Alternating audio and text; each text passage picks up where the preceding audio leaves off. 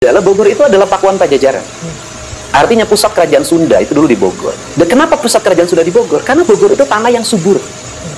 Dan kemudian di Bogor itu kekuatannya pada gunung. Makanya Gunung Salaka. Ya. Gunung Salaka, kemudian Gunung Halimun, kan di situ kan. Kemudian itu makanya oleh pemerintah pusat diputuskan menjadi Taman Nasional Gunung Halimun. Ini urusan jiwa dan urusan tanggung jawab. Kenapa? Saya gubernur Jawa Barat.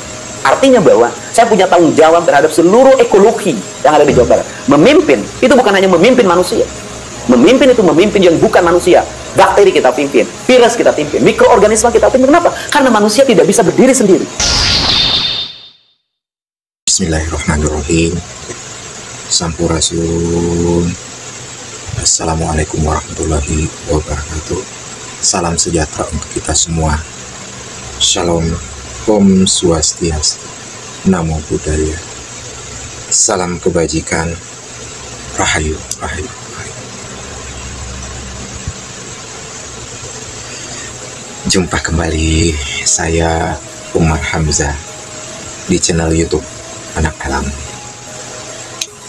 Setelah menyaksikan video saya beberapa waktu lalu dengan judul Peran Sekretariatan dan tata usaha di lingkungan perkantoran, baik itu swasta, pemerintah, yayasan, maupun lembaga-lembaga masyarakat, termasuk di partai, di semua di organisasi masyarakat, itu pintu masuknya yang namanya korupsi adalah peran daripada kesekretariatan dan tata usaha.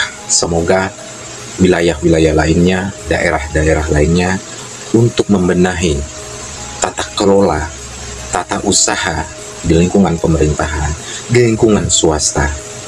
Saya bisa mengambil contoh dari wilayah Jawa Barat sementara ini, yaitu benahi Jabar atau Jawa Barat, bukan sekedar gertak sambal atau gertak sambal pedes, tapi inilah komitmen daripada Kang Deddy Mulyadi untuk melaksanakan tugasnya, membenahi wilayah-wilayah yang selama ini sudah terkontaminasi satu mata atau one eye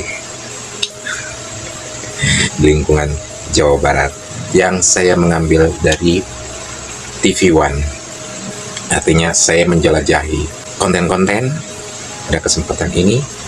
Saya mengambil dari wawancara TV One, One on One. Itu kira-kira yang dari TV One. Berikut kita bukakan. Kang Deddy, ini yang cukup ramai kemarin diperbincangkan adalah ketika Anda menitikkan air mata melihat, saya lihat itu hutan yang, pohon yang terbelah ya, lahan yang terbelah. Apa yang terjadi? Anda sepertinya ikatan emosionalnya dengan alam cukup kuat, Kang Deddy. Oh iya, yang pertama adalah Bogor itu adalah Pakuan Pajajaran. Artinya pusat kerajaan Sunda itu dulu di Bogor. Dan kenapa pusat kerajaan Sunda di Bogor? Karena Bogor itu tanah yang subur. Dan kemudian di Bogor itu kekuatannya pada gunung. Makanya Gunung Salaka. Ya.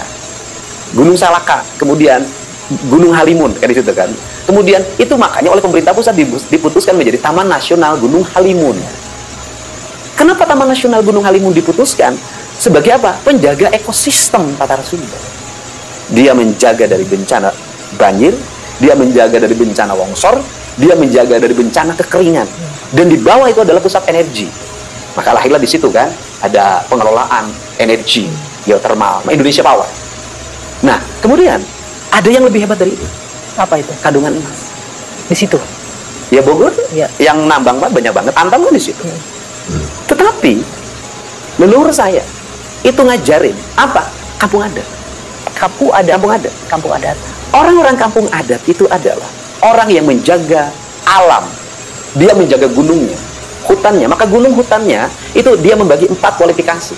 1, leuweung turupan, tidak boleh dijamah oleh manusia. Yang kedua, leuweung titipan, ini juga tidak boleh dijamah. Yang ketiga, leuweung awisan, ini cadangan kalau manusia sudah kurang pangan. Yang keempat, leuweung garap, ini baru boleh digarap. Nah, kelompok adat itu hanya di sini, di leuweung garapan. Dia tidak boleh karena ini sakral. Maksudnya, kenapa ini disakralkan? Untuk dijaga ekosistemnya tidak boleh terganggu. Yang terjadi sekarang digarap sampai ketiga-tiga. Iya, tidak boleh diganggu. Kenapa disakralkan? Karena di situ ada elang Jawa namanya, gitu kan. Di situ puncak-puncak habitat, bisa jadi di situ ada macan tutul segala macam. Kalau kamu naik ke atas, mereka terganggu.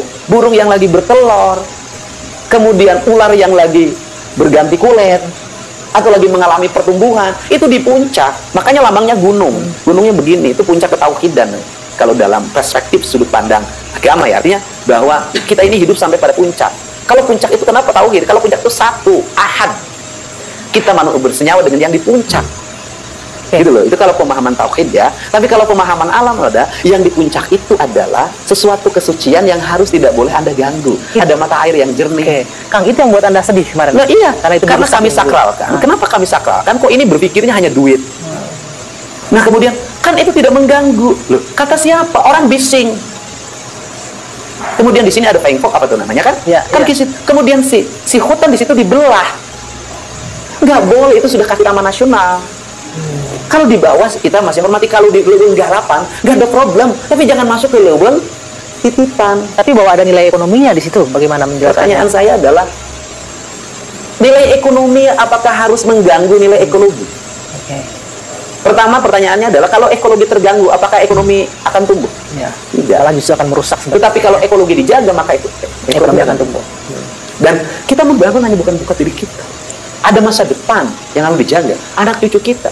Anda bayangin aja, jangan ngomong Indonesia 2045. Kita ngomong Indonesia hari ini, Pak. Curah hujan itu belum tinggi, 20-30 mm, belum ekstrim. Harusnya belum banjir seperti Belum kemarin. banjir. Kita baru dikasih 20-30 mm.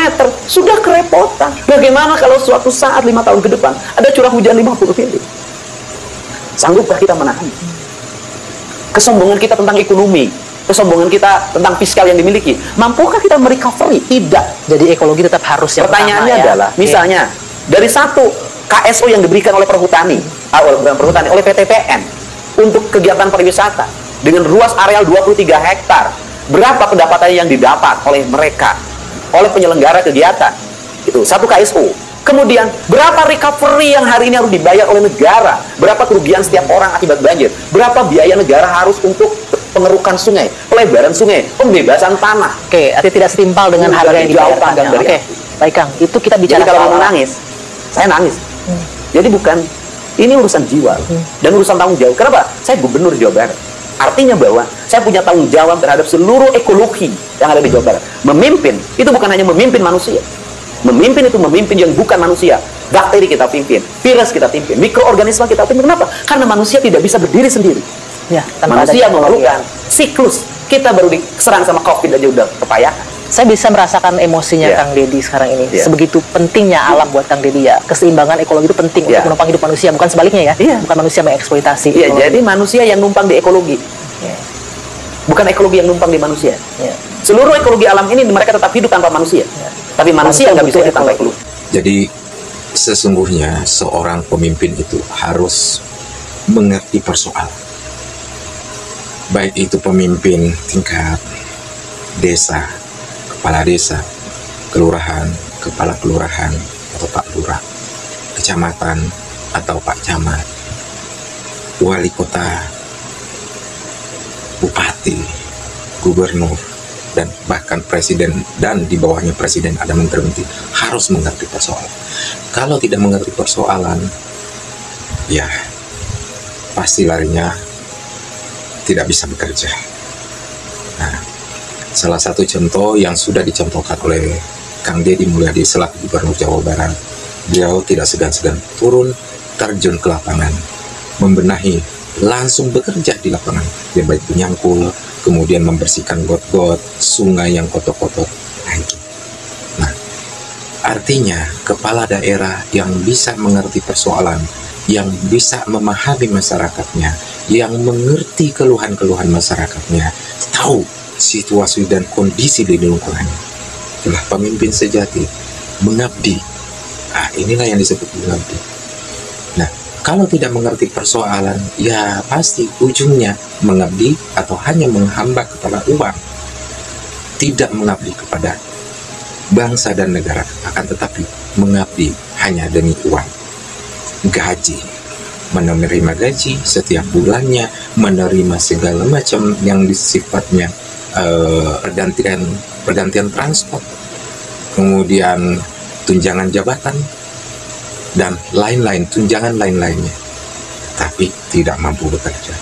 Nah, Kang Deddy sudah bekerja. Nah, ini yang disebut melayani masyarakat atau pelayan daripada rakyat yang membutuhkan. Kang Deddy ini tidak sekadar memimpin. Nah, ini yang saya sebut. Seorang pemimpin bukan saja memimpin manusia di dalamnya, dia harus juga memimpin yang namanya makhluk-makhluk lainnya. Ya, seperti contoh ya semut, ya kemudian ya bakteri-bakteri. Ini disebut pengembala atau pemimpin, mengembalakan sesuatu. Dia harus menjaga tatanan, menjaga konstelasi yang ada di lingkungan tersebut. Jadi bisa mengembala yang namanya di wilayah tersebut, baik itu kambing, sapi, bebek, ayam, semua makhluk termasuk rerumputan. Nah, Kang Deddy Mulyadi memahami ini. Nah, bukan sekedar, jadi kita manusia itu bukan sekedar, kalau pemimpin bukan sekedar memimpin manusia di dalamnya, tapi memimpin seluruh makhluk, baik itu makhluk jin, genderuwo, semua makhluk-makhluk lainnya. Yang namanya kita manusia ini sebagai khalifah memimpin di muka bumi ini yang sudah dicontohkan oleh Kang Deddy Mulyadi. Nah ya, inilah patut dicontoh. Semoga daerah-daerah lain bisa mengerti dan memahami ini. Jadi tidak gampang merusak, boleh ekonomi membangun usaha di wilayah tersebut, tapi juga harus mengerti konstelasi alam di dalamnya, mengerti tata kelola alam, tata kelola wilayah, tata kota, kemudian mengerti namanya tata ruang, kemudian pada akhirnya tata negara. Seperti itu kita lanjut. Masih bersama Gubernur Jawa Barat, Kang Deddy. Ini kebijakan Anda di dunia pendidikan juga sangat menarik ini. Ibu-ibu juga sebagian mendukung nih, melarang study tour, karena ini juga sumber masalah bagi banyak orang. Ya, problemnya kan begini, Mbak. Kan pemerintah sudah menggratiskan pendidikan, mensubsidi pendidikan dengan nilai yang relatif sangat besar. Artinya bahwa tujuannya adalah meringankan beban orang tua. Betul. Nah, pertanyaannya adalah pemerintah sudah subsidi pendidikan, membiayai seluruh proses pendidikan. Tapi kalau di sekolahnya masih ada pungutan, anak-anaknya masih jajan tiap hari, kemudian nanti ada studi tour dan sejenisnya, terus apa artinya biaya produksi pendidikan yang disubsidikan dengan anggaran 20% dari total APBN dan APBD ini? Kan jadi tidak ada makna. Akhirnya orang tua itu tidak merasa sekolah gratis. Tetap ada biaya tambahan yang harus dikeluarkan. Gratis bohong. Belum lagi wisuda, dari TK wisuda, SD wisuda. Yang paling lucu lagi, Mbak, mohon maaf ya, ini anak-anak TK suka ada kegiatan manasik haji. Pertanyaannya adalah, kan anak TK mah belum wajib haji. Oke, katanya itu pendidikan untuk ke depan. Toh kalau kita mau haji juga manasik lagi. Malah diingat kalau pas mau berangkat kan diingatkan ya. Yang mau pergi haji juga tidak manasik, tetap aja pas ikut haji mah bisa juga. Artinya ada dulu pergi haji tidak ikut latihan manasik sekalipun. Ikut haji ikut aja, tinggal ikutan baca doa. Jadi banyak hal-hal yang harus dihilangkan ya, hal-hal yang menambah biaya. Tidak banyak SD wisuda, TK wisuda, SMP wisuda, SMA wisuda, Mbak. Begini, saya kan nanya ke kepala sekolah, kenapa Pak? Di kelas itu ada klub kelas. Klub kelas itu bikin seragam sendiri, bikin jaket alma mater sendiri, bikin kegiatan belajar di ruang sekolah sendiri. Ujung dari semua itu adalah iuran. Jadi intinya itu harus dipangkas ya. Nanti ada kenaikan kelas, ada perpisahan. Bukan kayak zaman saya bikin panitia, pakai event organizer, panggil artis dari Jakarta, kontrak artisnya 150 juta di sekolah. Jadi nggak ada lagi tampilan anak ke sekolah ke depan baca puisi, main drama, nggak ada lagi. Semuanya sudah band papan atas, pakai event organizer. Akhirnya biaya perpisahannya jadi membengkak. Biaya pikniknya 3,5 juta, pikniknya 3,5 juta, uang sakunya, oleh-olehnya 5,5 juta. Kenapa itu terjadi? Saya ini tukang keliling. Saya ini sering, Mbak, keliling ketemu orang nangis, ibu-ibu, Pak, anak saya mau ini, bayangkan. Nah, oke, yang misalnya bertemu dibantu, yang tidak dibantu pinjam apa orang Jawa Barat? Bank Emok, bank keliling, Bang Emok pinjol. Bank Emok itu bank 10% bunganya, disebutnya Bank Emok. Di atas Bank Emok ada bank keliling, saya ada pinjol. di atas keliling ada pinjol. Nanti spekulasi, ngadu nasib, judol, dan itu Jawa Barat ranking pertama. Ya. Kan saya harus mencoba untuk menekan angka pengeluaran orang tua itu menjadi sekecil mungkin karena negara sudah beri subsidi. Oke.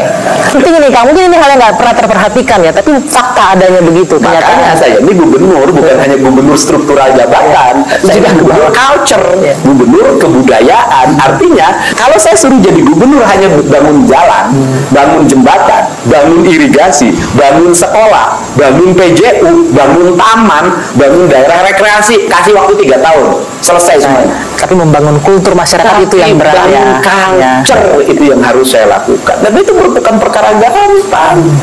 Orang Jawa Barat itu punya karakter yang harus dirubah. Kajarin ting tekor asal sohor. Biar apa? Biar tekor asal kesohor. Dompetnya walaupun tekor, dapurnya walaupun tekor, celengannya yang penting saya ditunang. Oh, saya punya itu ininya Juragan Bogor, biar tekor asal kesohor.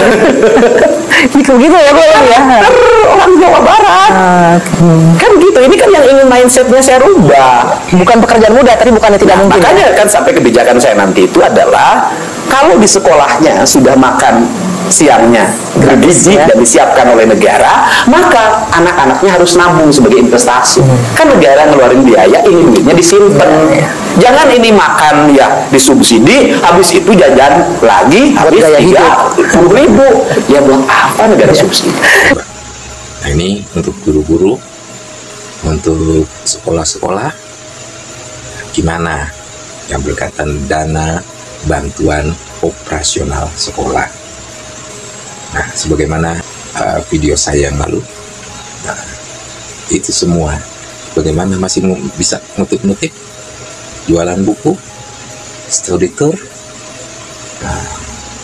tour, atau studi keluar daerah, kan biaya, kan kasihan orang tuanya, ya kan, kasihan orang tuanya, anaknya masih banyak yang tidak mampu makan, tapi harus sesuai kebutuhan sekolah, harus keluar, harus bagaimana. Nah, oke, kita lanjut lagi. Saya itu selalu memandang anggaran itu bukan sesuatu yang harus dipelajari oleh orang-orang hebat. Sederhana. Ibu saya bisa tuh kalau ngelola duit segitu mampu. Selama ini kan teori tentang birokrasi terlalu jelimet. Sekolah saya STH Purnawarman Purwakarta nih di sini. Saya begitu lihat buku anggaran sini, aku buka. Saya bisa melihat ini, Mbak. Kita ini suka dibohongin oleh isu misalnya anggaran pendidikan harus 30% atau 20%. Anggaran pendidikan di Jawa Barat 37%, hampir 40%. 11,4 triliun. Tapi apakah alokasinya tepat? Isinya apa? Ya. Isinya adalah dana TIK. Teknologi Informasi dan Komunikasi. Beli apa itu? Layar pembelajaran digital. Yang menurut Anda nggak penting itu sebenarnya ya? Begini deh. Di Inggris aja orang masih pakai kapur, manual, masih konvensional. Indonesia legek-legegan pakai layar digital. Legek-legekan. Nggak penting ya harusnya. Coba itu dicek di kabupaten kota, layar digital yang tahun yang lalu aja belum dipakai karena ruang kelasnya nggak ada. Jadi peralatannya canggih, tempat belajarnya nggak ada justru. Saya bilang berarti yang penting apa? Ruang kelas. Karena apa? Kita harus nampung anak-anak Jawa Barat bisa sekolah sampai SMA. Makanya saya lihat berapa anggaran ruang kelas? 60 miliar. Tapi respon dari pihak sekolah dan penyelenggara sekolah gimana dengan ini? Senang, di depan gubernur ya senang kali, di belakang enggak? Benar, karena mereka, Pak, kami ini nggak butuh layar digital, Pak. Karena itu anggaran dikelola oleh orang per orang yang tujuannya saya tahu. Apa tujuannya? Keuntungan pribadi gitu ya? Iyalah. Itu kan kalau anggaran itu untungnya gede, bisa 30%. Komisi buat yang ngatur anggaran gitu ya, Kang ya? Tapi nggak terjadi tempat Anda nanti kan ya, ke depannya? Saya kan baru mimpi. Ya. Itu yang akan dievaluasi nantinya. Nah, kemudian ini apa yang dibutuhkan? Saya bilang ruang kelas, Pak. Ya sudah, anggaran ruang kelas berapa? Saya tanya. 60 miliar. Anggaran untuk TIK berapa? 930 miliar. Lebih gede anggaran untuk TIK-nya dibanding ruang kelasnya. Saya bilang 1,2 triliun anggaran ruang kelas baru dan pembangunan sekolah baru. Oke, kita akan nantikan apalagi gebrakan dari Kang Deddy Mulyadi usai jeda sesaat lagi di One on the Spot bersama saya Dwi Anggia.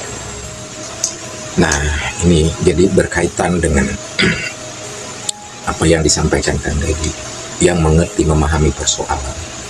Nah, ini yang saya maksud kalau di Dewan Perwakilan Rakyat. Nah, Kang Deddy ini yang duduk di Dewan Perwakilan Rakyat atau MPR, mengerti persoalan. Jadi ke depannya, sekiranya ini tidak bisa diatur nanti di DPR-nya, Dewan Perwakilan Rakyat yang dari partai-partai ini, ya maaf, mungkin jangan salahkan kalau nanti kelak Bapak Prabowo selaku presiden bisa dekret presiden, ya kan? Karena kalau dilihat dari struktur, bisa kita lihat sama semuanya, tidak ada yang lebih tinggi. MPR, DPR, komisi-komisi semua itu setara. Nah, ini kita bisa lihat nih setara. Ini kan? Nah, bagaimana? Jadi untuk melaksanakan Undang-Undang Dasar 45 mulai dari pasal 33 sampai dengan turunannya ke bawah, mensejahterakan rakyat, memberikan pendidikan, mencerdaskan kehidupan bangsa, dan ini juga sudah diawali perubahan yang namanya rancangan undang-undang TNI, bukan ke arah difungsinya, tapi mengawal daripada yang namanya pelaksanaan undang-undang.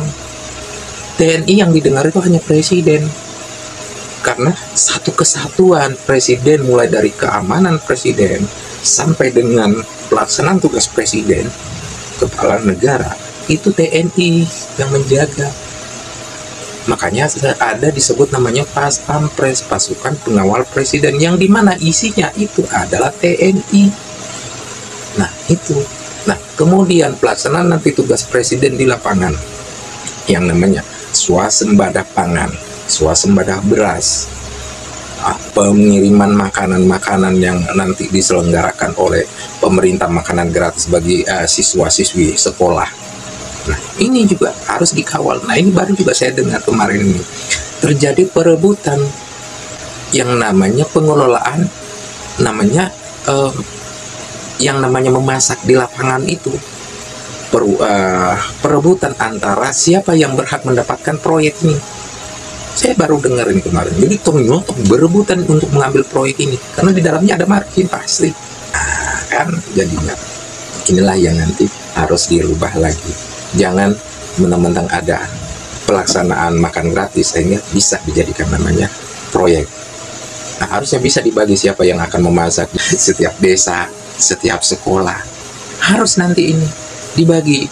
Nah, baru nanti TNI akan mengatur nanti sesuai namanya porsi, sesuai gizinya, nanti diturunkan nanti dari badan gizi, ya kan? Ini jadi yang mengomandoi di lapangan sehingga tidak terjadi perebutan itu TNI yang menjaga. Kira-kira begitu. Nah, itu. Jadi ini juga sebenarnya kalau ini bisa diselenggarakan dengan sebagaimana mestinya, akan rata kok proyek ini kepada masyarakat, menciptakan lapangan kerja bagi masyarakat, ibu-ibu, ya kan? Nah, ini coba gitu ya. Nah, kita lanjut lagi soal tadi DPR atau ke dasarnya MPR RI. Nah, yang isinya itu yang mengerti persoalan di daerah-daerah, dikirim ke daerah, yang mengerti tentang tata aturan yang di daerah-daerah, budaya yang di daerah, tradisi yang di daerah. Nah, yang nanti yang duduk itu di MPR itu bukan partai. Nah, itu saya sudah bahas dalam video-video saya sebelumnya. Jadi isinya MPR itu adalah putusan golongan, putusan spiritual. Isinya orang-orang yang mengerti tentang keadaan di lapangan atau di daerahnya masing-masing. ya kan? Dia contohnya nelayan, utusan petani, ya kan? Utusan budaya, utusan keraton-keraton atau yang masih ada kerajaan keraton di daerah. Nah, ini yang harus dilaksanakan gitu. Jadi ini pas ini kalau Kang Deddy ini Deddy Mulyadi ini mengerti persoalan, tahu segala persoalan. Seni budaya ngerti, spiritual ngerti. Nah, terjun ke lapangan. Coba yang lain. Saya pengen tahu juga nih kepala-kepala daerah yang lain ngerti tidak persoalan. Ketika ada banjir, ketika ada bencana, masih paling berkaca pinggang, nyuruh orang lain. Bahkan ada yang terakhir itu mengunjungi banjir naik perahu karet. Nah, Kang Deddy tidak. Bahkan seorang presiden pun itu terjun langsung ke lapangan pakai sepatu bot ke lokasi banjir, survei, langsung telepon semua orang-orang ini. Nah, kita bisa lihat ininya, video-videonya, bagaimana presiden di wilayah Bekasi, daerah Babelang, langsung menghubungi semua yang terkait, dibantu segala macamnya. Ini baru disebut pemimpin. Yang lain mana? Kan gitu. Ini contoh pemimpin yang dimaksud. Langsung turun ke lapangan. Tidak sekedar seremonial. Berkunjung, tapi naik perahu. Untuk apa? Ngerasain tidak bagaimana di masyarakat. Berjibaku dengan banjir, berjibaku dengan air, bisa masak atau tidak bisa masak, tidak ada listrik di lapangan, di puncak-puncak ini, di mana di puncak atap. Nah, ini Bapak Presiden Prabowo Subianto siap mati karena mengerti persoalan. Ya, kalau tidak mengerti persoalan, mana mungkin beliau berapa kali mengajukan, ya kan, mendaftar sebagai calon, gagal lagi, berikutnya calon lagi, gagal lagi, berikutnya calon lagi, gagal lagi. Bukan karena pengen jadi presiden, bukan, karena mengerti persoalan. Beliau tentara, tahu kondisi masyarakat di lapangan, di desa-desa bagaimana susahnya, tahu, ngerti, ya kan. Nah, itu inilah yang saya maksud revolusi mental pimpinan. Jadi kalau mental pimpinan hanya mental tempe, yang tahu laporan ini laporan itu nggak tahu di lapangan, kan gimana? Nah, jadi harus tahu. Jadi tidak bisa dibohongin nih pemimpin-pemimpin ini. Masyarakat laporan namanya BPS ini, pertumbuhan yang laporan menteri-menteri semua, pertumbuhan ekonomi ini, tapi kalau ngerti persoalan tidak bisa dibohongi. Nah, kalau berbohong, ya, kamu nutupin nih, asal bapak senang nih, asal ibu senangnya. Nah, itu pasti tahu karena ngerti situasi dan kondisi di lapangan. Nah, kira-kira seperti itu. Jadi revolusi mental pimpinan bergerak, berjalan. Nah, kemudian yang namanya perang melawan korupsi, perang terhadap korupsi, itu, ya kan? Inilah yang disebut revolusi mental, perang melawan korupsi. Oke, sementara itu dulu. Wabillahi taufiq wal hidayah. Wassalamualaikum warahmatullahi wabarakatuh.